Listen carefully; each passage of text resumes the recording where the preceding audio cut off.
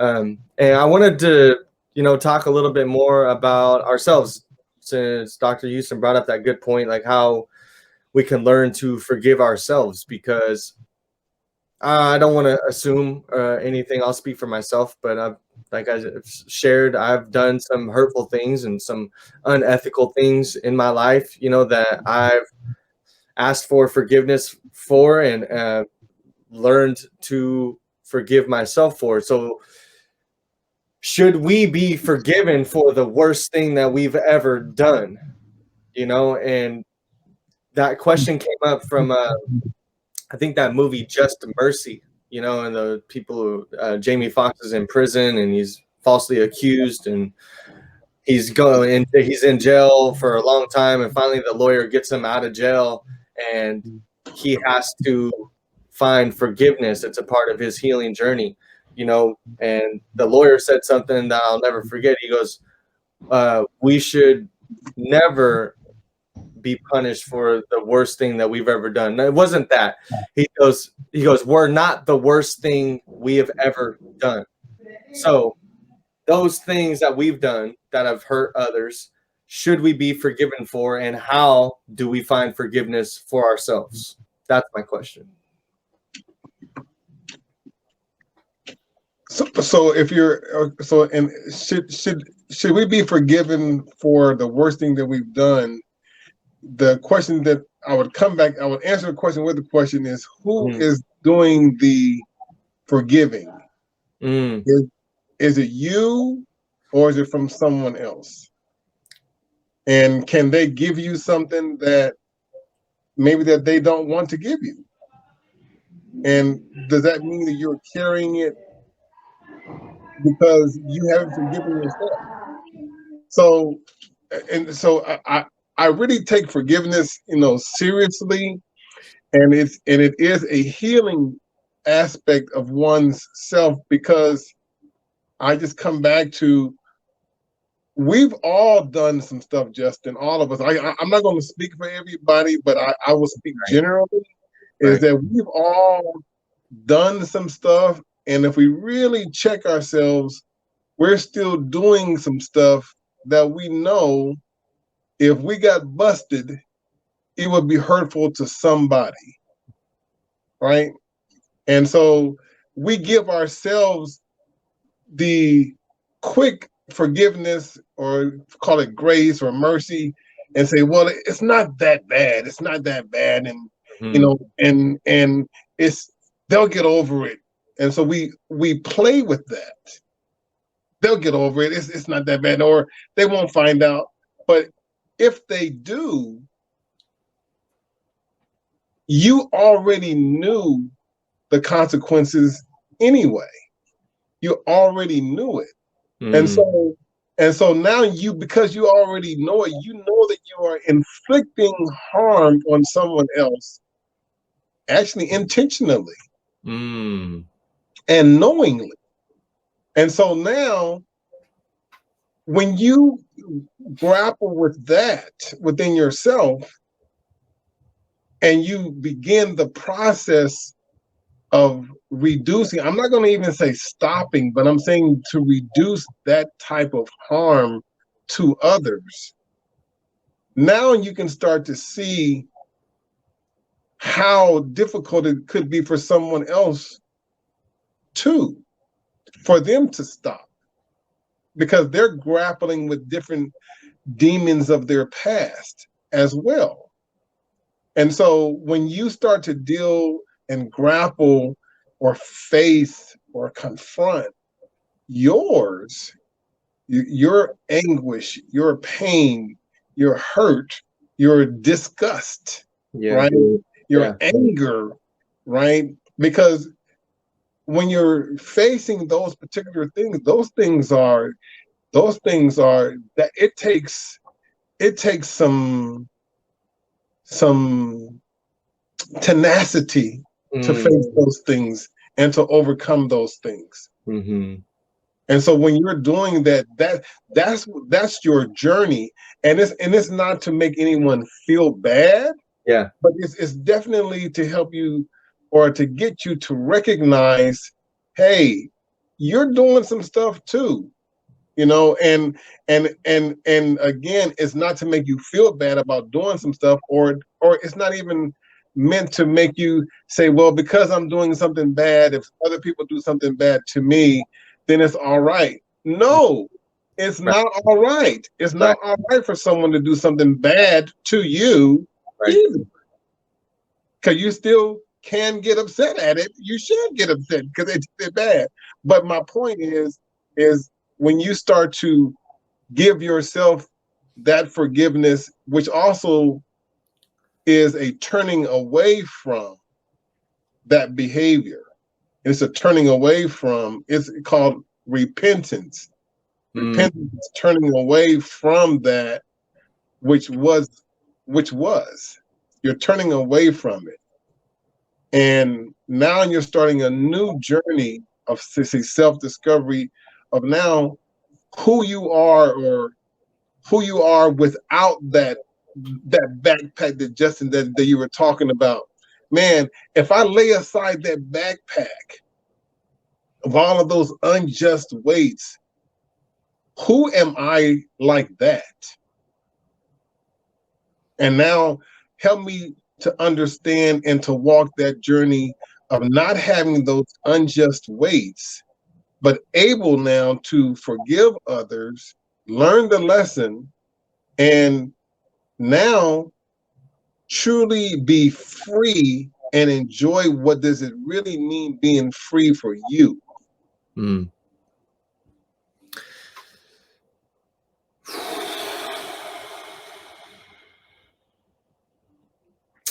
Got to soak that one up.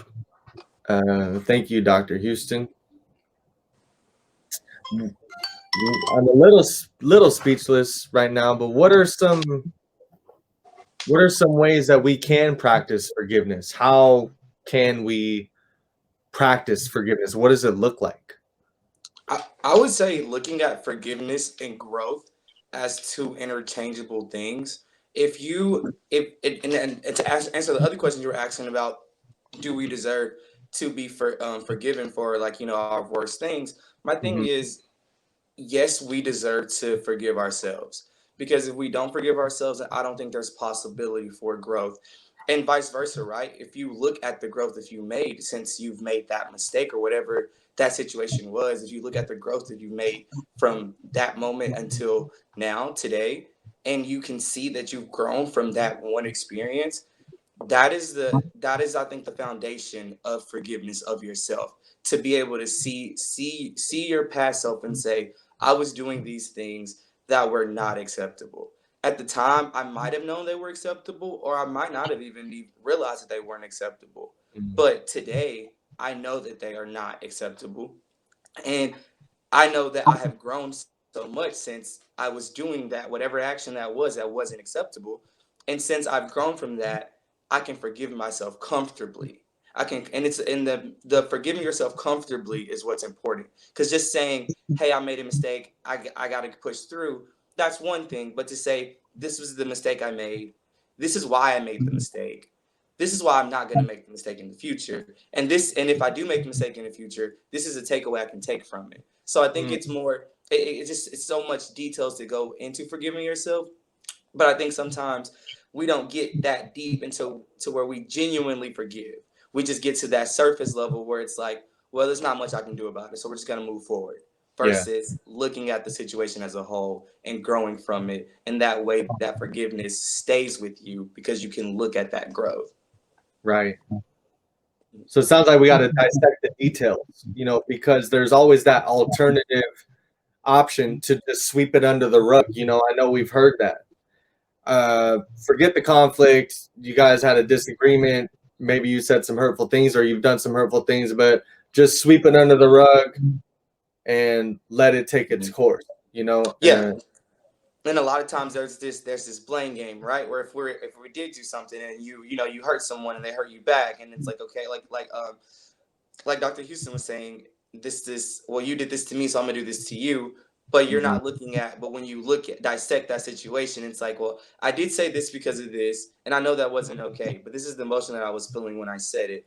I need to learn how to say something else when I'm feeling that emotion. And when you do learn that, that's easier for you to forgive yourself, because you have these alternative ways of doing things that you were doing essentially wrong in the past, is what people, I don't like to use the word wrong, but you were doing something that you feel like you shouldn't have been doing, that you deserve forgiveness for, and that forgiveness becomes easier when you can dissect the situation and forgive yourself for it, because you understand why you did it, and you understand why you're not going to do it moving forward. Right.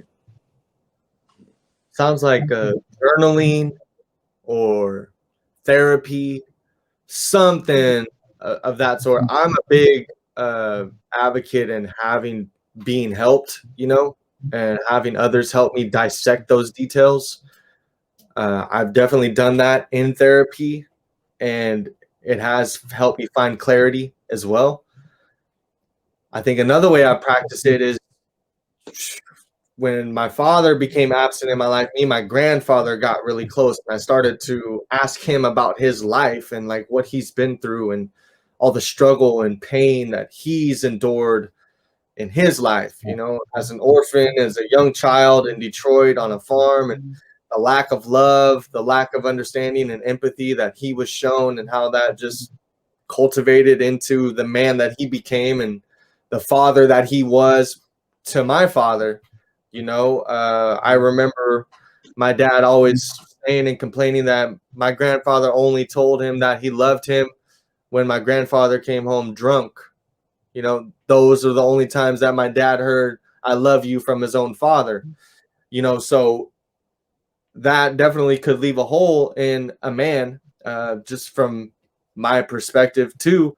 And then how that pain processed into my father feeling unvalidated and insecure and jealous and abusive, and then the domestic violence takes its course, and me and my 3 siblings are just a victim of growing up in that environment and household, land in foster care, and then things just kind of unravel at that point.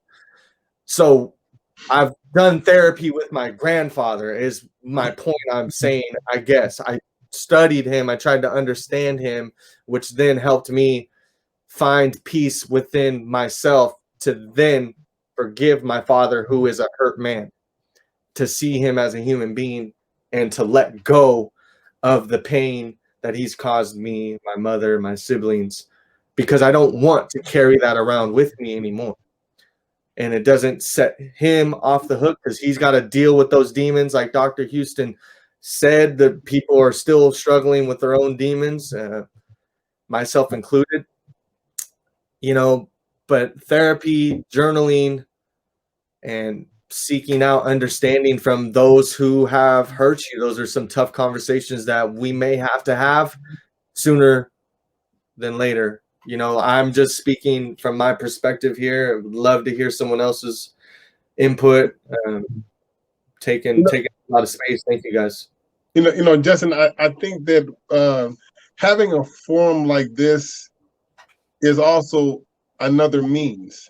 Right. I think that having guys just come around, and we're talking about, we're not just talking about sports and the fight and the basketball game and the football game, but we're actually talking about, life issues, things that, like, we're checking in. Hey, man, this is what's going on. I don't know how to do this, or, I feel vulnerable. Or I feel like a pawn, I feel like this, or I feel like whatever that feeling is, you feel it.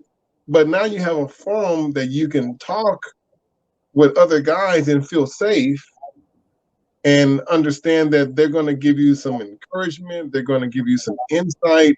They're going to give you some enlightenment, all of those different things. And so talking to someone who you do trust is another outlet, as well as, one of the things that I do, and I've had to do because I have people that I work with that I don't care for, that do some shady stuff. Mm-hmm. And so for me, what I've had to do is I've had to pray for them.